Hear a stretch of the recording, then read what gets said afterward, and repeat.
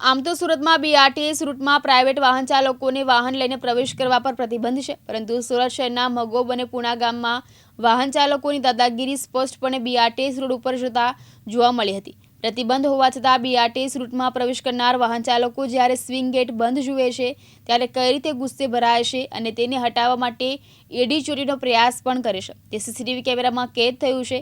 એટલું જ નહીં, બીઆરટીએસ રૂટમાંથી પસાર થવા માટે સ્વિંગ ગેટને નુકસાન પહોંચાડે છે, જે સ્પષ્ટપણે સીસીટીવી કેમેરામાં કેદ થયું છે. આવા વાહન ચાલકો વિરુદ્ધ કાયદેસરની કાર્યવાહી થાય આ માટે પુણા ગામ બીઆરટીએસ રૂટના ઓપરેટરે પોલીસ અરજી પણ કરી છે. પોલીસ કમિશનરનું જાહેરનામું છે કે ઇમરજન્સી સેવા સિવાય કોઈપણ વાહન ચાલક બીઆરટીએસ રૂટમાં પ્રવેશ કરી શકશે નહીં, પણ જો આ નિયમનો ભંગ થશે તો કલમ 188 મુજબ કાર્યવાહી કરવામાં આવશે.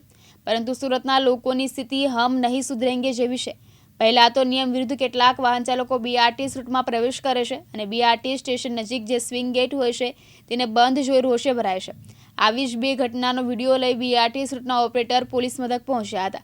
તેઓએ ફરિયાદ કરી હતી કે કેટલાક વાહન ચાલકો નિયમ વિરુદ્ધ બીઆરટીએસ રૂટ પ્રવેશ કરે છે અને બીઆરટીએસની પ્રોપર્ટી સ્વિંગ ગેટને નુકસાન પણ પહોંચાડે છે. સીસીટીવી કેમેરામાં બે ઘટનાઓ ઉપરાંત ઉધનામાં પણ આવી જ ઘટના બની હતી.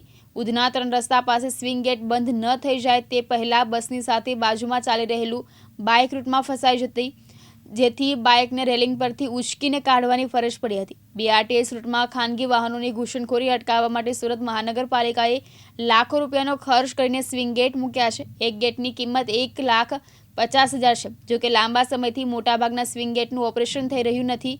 આ બાબતે ટ્રાફિક સેલે મેન્ટેનન્સ એજન્સી સામે બ્લેકલિસ્ટની કાર્યવાહી સુધીની મંજૂરી મગાઈ હતી.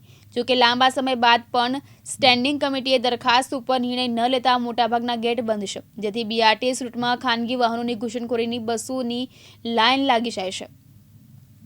યાસીન દારા, દિવ્યાંગ ન્યૂઝ, સુરત.